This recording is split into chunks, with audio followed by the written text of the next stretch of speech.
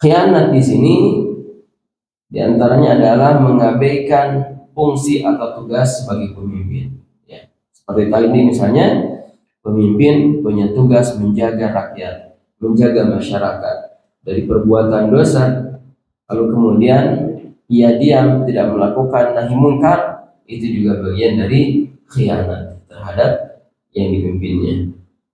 Assalamualaikum warahmatullahi wabarakatuh. Alhamdulillahirabbil alamin wassalatu wassalamu ala asyrafil anbiya'i wal mursalin sayyidina wa maulana Muhammadin wa ala alihi wa sahbihi ajma'in. Alhamdulillah, Bapak Ibu sekalian, puji dan syukur kita panjatkan kepada Allah Subhanahu wa taala atas karunia yang Allah berikan kepada kita dan atas taufik yang Allah berikan sehingga di pagi ini kita bisa hadir di masjid melaksanakan salat subuh berjamaah sebagai satu amalan utama di sisi Allah Subhanahu wa taala. Kita akan kembali melanjutkan membacakan tentang poin-poin dari dosa-dosa besar yang ditulis oleh Imam Al-Dhahabi dalam Al-Kabair. Di pertemuan sebelumnya kita telah menyebutkan 12 dosa-dosa besar dan kita akan melanjutkan ke dosa besar berikutnya, yaitu dosa besar ke-13. Dosa besar ke-13 adalah pemimpin yang khianat, yang zalim dan bertindak sewenang-wenang terhadap rakyatnya. Jadi termasuk dosa yang besar adalah dosa yang dilakukan oleh pemimpin yang khianat, yang zalim, bertindak sewenang-wenang terhadap rakyatnya. Ini sebagaimana disebutkan oleh Allah Subhanahu wa taala di dalam surat Asy-Syura ayat 42. Allah berfirman, "A'udzu billahi minasyaitonir rajim. Innamas sabilu 'alal ladzina yadhlimuna an-nasa wa yabghuna fil ardi bighairil haqq ulaika lahum adzabun alim." Sesungguhnya kesalahan hanya pada orang-orang yang berbuat zalim kepada manusia dan melampaui batas di bumi tanpa mengindahkan kebenaran, mereka itu pasti mendapat siksa yang pedih. Di ayat ini ada kalimat yadhlimunan nas, berbuat zalim kepada manusia. Pemimpin yang berbuat zalim kepada manusia termasuk cakupan dari yang disebutkan di ayat ini. Dan Allah Subhanahu wa taala mengatakan di akhir, ulaika lahum adzabun alim, maka mereka itu mendapat siksa yang sangat pedih. Sebelumnya kita telah menyebutkan bahwa dosa besar itu adalah dosa yang pelakunya diancamkan oleh azab oleh Allah Subhanahu wa taala, diancamkan azab oleh Allah Subhanahu wa taala, atau pelakunya di dunia ini mendapatkan hukuman berupa had. Nah, sementara di ayat ini Allah menyebutkan ancaman berupa siksa yang pedih buat orang-orang yang berbuat zalim kepada manusia. Di ayat yang lain Allah berfirman di Al-Maidah ayat 9, "Kanu la yatanahawna 'an munkarin fa'alu labisa ma kanu yaf'alun." Mereka tidak saling mencegah perbuatan mungkar yang selalu mereka perbuat, sungguh sangat buruk apa yang mereka perbuat. Hadirin rahimakumullah, termasuk bentuk khianat dari pemimpin adalah la yatanahawna 'an munkarin fa'alu, tidak mencegah kemungkaran yang dilakukan oleh orang-orang yang ia pimpin. Ya, pemimpin punya rakyat, punya masyarakat, lalu kemudian di antara mereka ada yang berbuat kemungkaran, lalu kemudian diam, tidak mencegah kemungkaran itu. Ini bagian dari khianat. Kenapa? Karena di antara amanah seorang pemimpin adalah menghilangkan segala bentuk kemungkaran pada apa yang dia pimpin. Allah berfirman, la yatanahawna 'an munkarin fa'alu, tidak saling mencegah perbuatan munkar yang mereka lakukan. Allah katakan labisa ma kanu yaf'alun, maka sungguh buruk apa yang mereka kerjakan. Ya. Kita lihat di masyarakat kita, ya, banyak sekali berbagai macam kemungkaran. Terutama sekarang, ya, ada judi online, ya, ada pinjaman ribawi, ajakan berbuat mesum, berbuat zina, pacaran para pemuda-pemudi, banyak sekali berbagai macam kemungkaran. Tapi kita tidak melihat upaya pemerintah yang real dalam rangka mencegah kemungkaran ini. Ya. Maka seharusnya pemimpin tidak diam dengan maraknya berbagai macam perbuatan dosa itu. Baik pemimpin dalam level yang tinggi seperti presiden atau di bawahnya, gubernur, kemudian bupati, wali kota, camat, kepala desa atau lurah, kemudian RW, RT.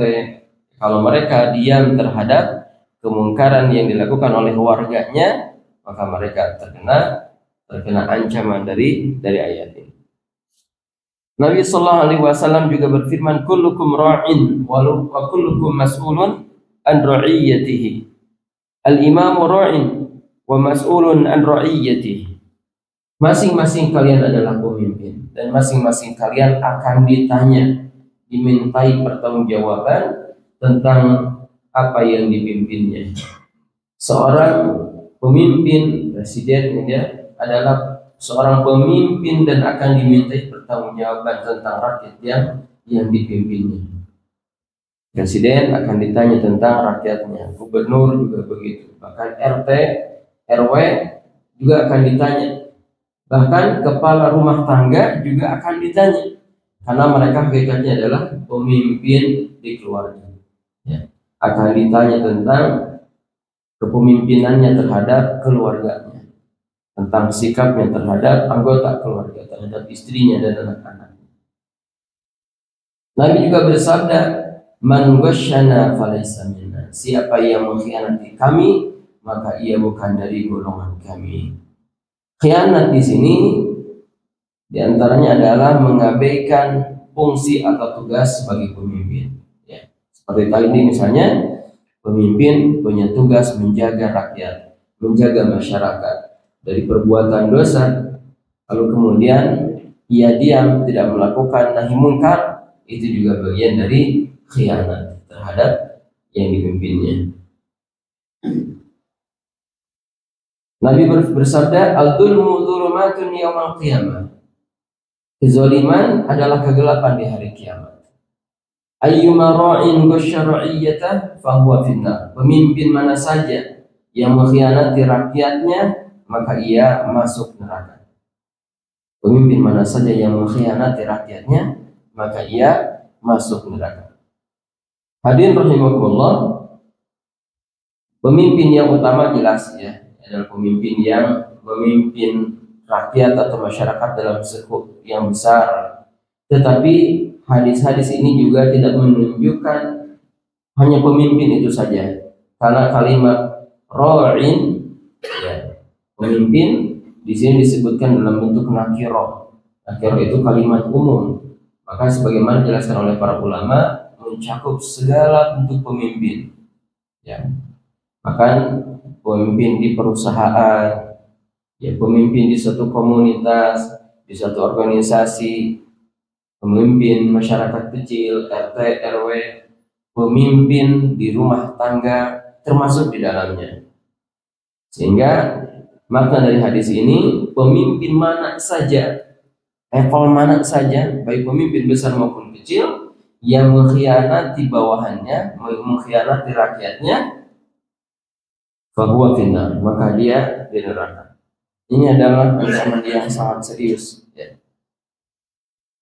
Nabi juga bersabda, man istar'ahu Allahu ra'iyyah falam yahudha binushin illa haramallahu alaihi al-jannah wa fil ardin yamutu hina yamut wa huwa ghashun li ra'iyyatihi illa haramallahu alaihi al-jannah. Siapa yang dipercaya oleh Allah Subhanahu wa taala untuk memimpin rakyat banyak, kemudian ia tidak menjaganya dengan benar, tidak menjaga rakyatnya dengan benar, maka Allah akan mengharamkan surga untuknya.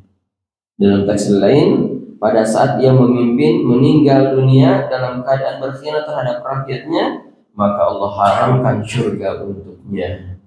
Muttafaqun alaih. Orang yang zalim terhadap apa yang ia pimpin, lalu kemudian ia wafat dalam keadaan begitu, maka Nabi Sallallahu Alaihi Wasallam menyebutkan haramallahu alaihi jannah, Allah haramkan baginya surga. Ma min amir asyaratin illa yu'ta bihi maghlulatan yaduhu ila unuqihi atlaqahu adluhu wa awbaqahu jawruhu. Setiap pemimpin sebuah kaum kelak akan didatangkan dalam keadaan tangannya terbelenggu di lehernya, ini hari kiamat. Maka keadilan dirinya akan berusaha untuk melepaskannya, sedangkan kejahatannya berusaha menahannya agar tetap tangannya terbelenggu ke lehernya. Maksudnya begitu. Ya. Sehingga keadilan akan membebaskannya dari belenggu itu dan kejahatannya akan menahannya dia dalam kondisi seperti itu. Hadirin rahimakumullah, Nabi Shallallahu Alaihi Wasallam berdoa untuk pemimpin. Ini kadang doa Nabi itu untuk kebaikan, tetapi kadang kalau objek yang ia doakan adalah satu hal yang buruk, maka kita perhatikan doa Nabi Sallallahu Alaihi Wasallam. Ia berdoa, Allahumma man waliya min amri hadhihi al-ummah syai'an farfaq bihim farfuq bihi wa man syaqqa 'alaiha fashquq 'alaihi. Hadis riwayat Muslim. Nabi berdoa, ya Allah, siapa saja yang bertugas mengurus kepentingan umat ini, kemudian ia bersikap lemah lembut terhadap umat ini, maka sayangilah ia, dan siapa saja yang mempersulit urusan mereka, yaitu umat ini, maka persulitlah ia. Ini doa Nabi Sallallahu Alaihi Wasallam untuk orang-orang yang diamanahi untuk mengurus umat. Mengurus apa saja, urusan apa saja. Ya. Kalau DKM berarti mengurus urusan masjid, bagian dari urusan umat. Kalau hakim, ya, mengurus umat dalam masalah hukum. Kemudian apa lagi, Pak? Ya, kalau RT RW jelas ya, RT RW lurah camat itu mengurus keseluruhannya, ya, mengurus keseluruhan dari urusan-urusan umat. Bahkan orang-orang yang diberi atau diamanahi urusan-urusan tertentu dari umat ini, ya, termasuk di dalam yang disebutkan oleh hadis Nabi Sallallahu Alaihi Wasallam ini. Siapa saja yang ditugasi untuk mengurus kepentingan umat, lalu kemudian ia berlemah lembut itu maksudnya dia menjalankan amanahnya sesuai dengan rambu-rambu agama. Di antaranya adalah melakukan amar ma'ruf nahi munkar, berlaku adil, ya, melakukan amar ma'ruf nahi munkar, melakukan menunaikan amanahnya sesuai dengan rambu-rambu agama, ya. Tidak menerabas, tidak melanggar aturan-aturan agama. Ini yang dimaksud dengan berlaku lemah lembut. Maka Nabi Sallallahu Alaihi Wasallam berdoa untuk mereka yang berlaku lemah lembut ini, maka sayangilah ia. Dan siapa saja yang persulit urusan mereka, yang persulit urusan umat ini, maka persulitlah ia.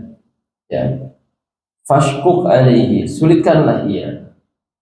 Bagaimana bentuk kesulitannya tidak disebutkan, sehingga boleh jadi bentuk kesulitannya adalah kesulitan harta, atau ditimpa penyakit, disempitkan dada, dibuat hatinya gelisah, menderita, dipenuhi kemarahan dan seterusnya, yang membuat kehidupannya enggak nyaman. Itu bagian dari kesulitan. Atau segala bentuk kesulitan apa saja yang biasa dihadapi oleh manusia.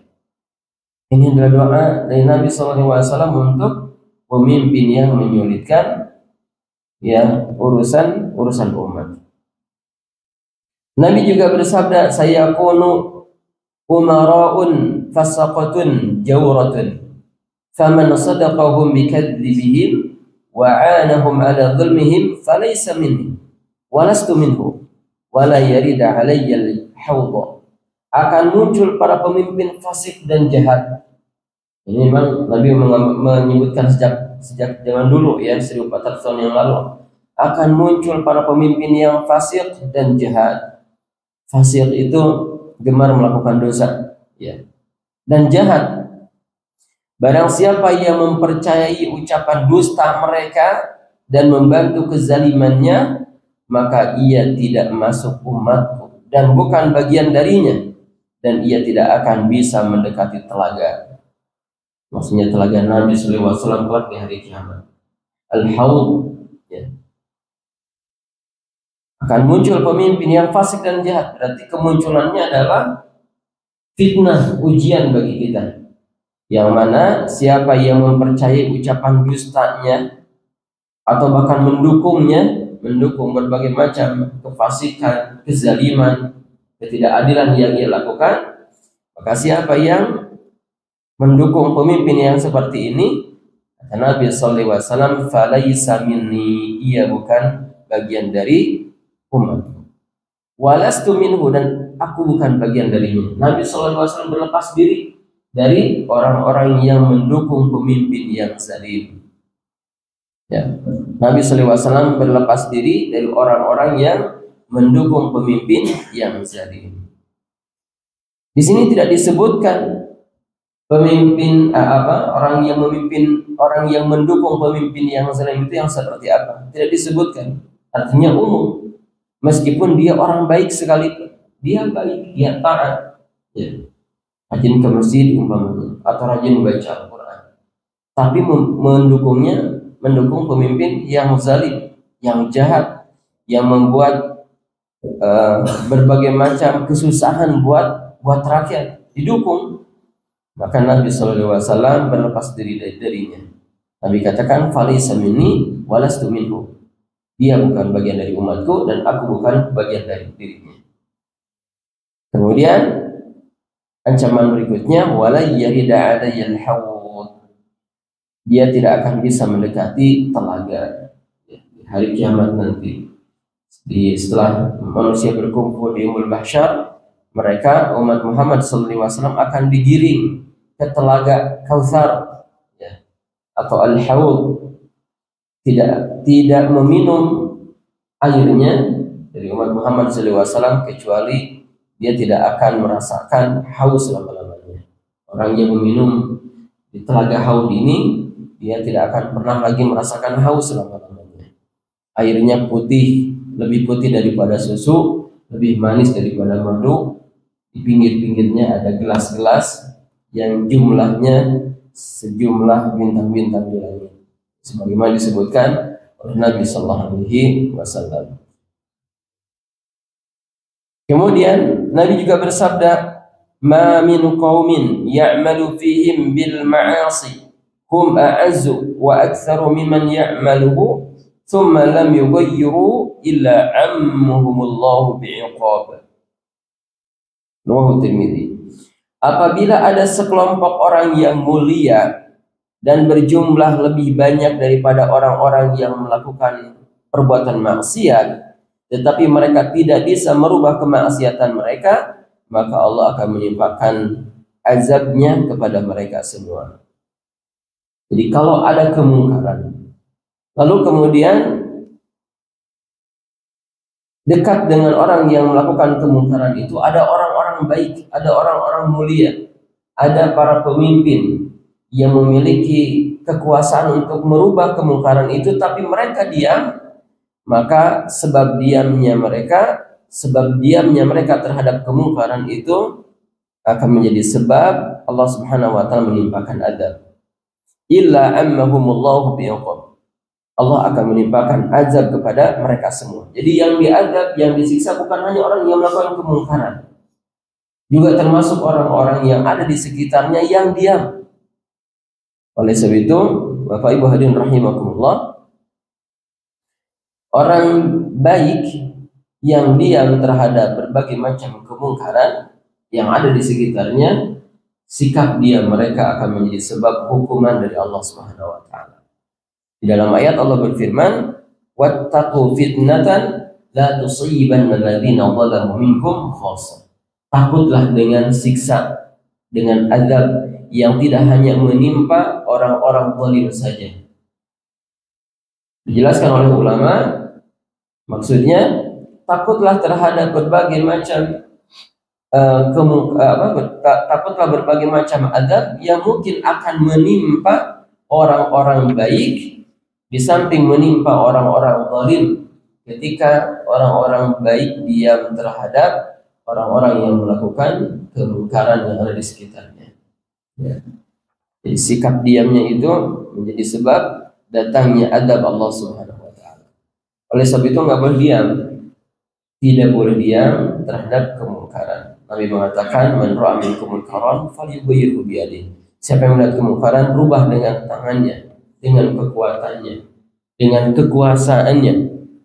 Ya, fa illam yastati', kalau nggak sanggup fa bilisani, dengan ucapannya, dengan nasihat, dengan kata-kata yang baik, atau dengan tulisan, ini bagian dari ucapan. Fa illam yastati', kalau nggak mampu juga, fa biqalbi, maka dia harus mengingkari dengan hatinya. Hatinya tidak boleh merasa biasa-biasa saja melihat kemungkaran itu. Hatinya harus merasa berat, harus ada kemarahan. Ya, harus tidak ridho. Wadzalika ad'aful iman, dan itu adalah selemah-lemahnya iman. Selemah-lemahnya iman adalah orang-orang yang melihat kemungkaran dan hatinya merasa berat, tidak ridho dengan kemungkaran itu, ingin agar kemungkaran itu hilang. Lalu bagaimana dengan orang yang melihat kemungkaran dan dia biasa-biasa saja, tidak ada keberatan di dalam hatinya? Maka dikatakan laisa alaihi syai'un minal iman. Ia tidak memiliki sedikit pun bagian dari iman. Waliyadzubillah.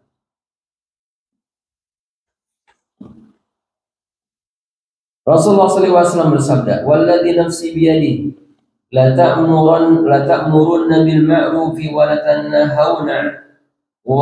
tanhawunna 'anil munkar wa la ta'khudunna 'ala yadayil musii wa la ta'turunnahu 'ala al-haqqi atran aw la yadribanna Allahu bi qulubi ba'dikum 'ala ba'd thumma la yal'annakum kama la'anahum," yakni Bani Israel, "ala lisani Dawud wa Isa bin Maryam." Demi zat yang jiwaku berada di tangannya, maksudnya demi Allah gitu ya. Jadi Nabi sallallahu alaihi wasallam bersumpah dengan nama Allah Subhanahu wa taala, tetapi dengan perbuatan Allah. Allah Subhanahu wa taala menggenggam jiwa Nabi Muhammad sallallahu alaihi wasallam. Demi zat yang jiwaku berada di tangannya, perintahkanlah olehmu yang ma'ruf, cegahlah olehmu yang mungkar, peganglah olehmu tangan orang yang berbuat jahat, dan bimbinglah ia agar berada di jalan yang benar, atau Allah akan menanamkan permusuhan di dalam hati sebagian kalian terhadap sebagian yang lain. Kemudian Allah akan melaknat kalian sebagaimana Allah telah melaknat Bani Israel melalui lisan Nabi Dawud dan Nabi Isa bin Maryam. Hadis riwayat Abu Dawud dan Tirmidzi. Ini perintah untuk melakukan amar ma'ruf nahi munkar. Kenapa hadis-hadis ini oleh Imam Adz-Dzahabi disebutkan di poin pemimpin khianat, zalim dan seterusnya? Karena orang-orang yang memiliki peran besar untuk melakukan amar ma'ruf nahi munkar adalah pemimpin dengan kekuasaannya, dengan pengaruhnya, lebih mudah untuk melakukan amar ma'ruf nahi munkar ketimbang orang-orang biasa, ya, ketimbang orang-orang biasa. Oleh sebab itu, para pemimpin yang tidak menghidupkan amar ma'ruf nahi munkar, tentu tuntutannya di sisi Allah Subhanahu wa taala lebih berat ketimbang orang-orang biasa. Sinfani, Nabi mengatakan ada dua golongan min ummati, dari umatku, la tanaluhuma syafa'ati, mereka tidak akan mendapatkan syafaat dariku. Dua golongan. Siapa? Pertama, sultanun dolumun gosyumun, penguasa yang zalim dan zalim. Yang kedua, waghalin fid din, dan orang yang melampaui batas di dalam beragama. Yashhadu alaihim wa yabra'u minhum, mereka dipersaksikan kemudian mereka berlepas diri, tidak bertanggung jawab. Ya. Orang yang zalim, penguasa zalim, dan orang yang melampaui batas di dalam agama. Nabi Shallallahu Alaihi Wasallam juga bersabda dalam At-Targhib wa Tarhib, wahai sekalian manusia, perintahkanlah yang ma'ruf dan cegahlah yang mungkar sebelum kalian berdoa kepada Allah. Tetapi Allah tidak mengabulkan doa kalian, dan sebelum kalian memohon ampunan kepada Allah, tetapi Dia tidak mengampuni dosa kalian. Sesungguhnya para pendeta orang-orang Yahudi dan rahib orang-orang Nasrani, mereka semua tidak pernah memerintahkan kepada yang ma'ruf dan melarang dari yang mungkar. Maka Allah melaknat mereka melalui lisan nabi-nabi mereka, kemudian Allah meratakan musibah kepada mereka.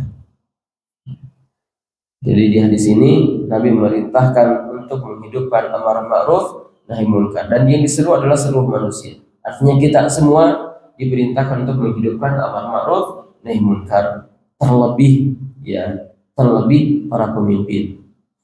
Dia harus melakukan amar ma'ruf nahi munkar. Kalau dalam skup yang kecil tadi disebutkan, misalnya kepala rumah tangga, ya, para ayah, para bapak di rumahnya harus menghidupkan amar ma'ruf nahi munkar. Kalau ada di anggota keluarganya yang tidak sholat, ya harus tahu, harus menegurnya, mengingatkannya, dan memerintahkannya untuk sholat. Ada anggota keluarganya yang perempuan yang tidak pakai kerudung, harus diingatkan, diperintahkan untuk pakai kerudung. Ada anggota keluarganya yang mendekati perbuatan dosa, pacaran, harus mengingatkannya, mencegahnya dari perbuatan itu, menyuruhnya untuk melakukan yang benar. Ya kalau sudah sama-sama cocok, ya udah menikah begitu, dan seterusnya. Jadi kemungkaran itu bisa masuk ke rumah-rumah kita, ya. Bisa masuk ke rumah-rumah kita. Kemudian Nabi SAW menyebutkan tentang apa yang dilakukan oleh para pemimpin orang-orang Yahudi dan orang-orang Nasrani, para rahib-rahib mereka, di mana mereka tidak beramar ma'ruf nahi munkar, la yatanahawna 'an munkarin fa'alu. Atas dasar itulah kemudian mereka dilaknat oleh nabi-nabi mereka. Innal ladzina kafaru min ahli kitab, yang telah dilaknat orang-orang kafir dari ahli kitab Yahudi dan Nasrani, ya, oleh lisan Nabi Daud dan Isa bin Maryam. Hadirin rahimakumullah, inilah beberapa hadis di antara hadis-hadis Nabi Sallallahu Alaihi Wasallam yang sebenarnya masih banyak, ya, yang berkaitan dengan pemimpin yang khianat, pemimpin yang zalim, bertindak sewenang-wenang terhadap rakyatnya, bahwasannya kezaliman mereka, khianat mereka, dan kesewenang-wenangan mereka adalah bagian dari dosa besar. Kita berlindung kepada Allah Subhanahu wa taala dari sikap-sikap yang buruk itu, dan semoga kita semua bisa menjadi pemimpin-pemimpin yang baik, yang adil, ya, karena hakikatnya kita semua adalah para pemimpin juga. Dan semoga Allah Subhanahu wa taala memurniakan kepada kita pemimpin yang baik, pemimpin yang adil, yang mencintai rakyatnya, yang memberi petunjuk kepada rakyatnya kepada jalan yang dicintai oleh Allah Subhanahu wa taala. Demikian untuk pagi ini, kita cukupkan. Subhanakallahumma bihamdik, asyhadu an la ilaha illa anta, astaghfiruka wa atubu ilaik. Wa sallallahu ala Muhammadin wa ala alihi washabihi wasallam. Walhamdulillahi rabbil alamin. Assalamualaikum warahmatullahi wabarakatuh.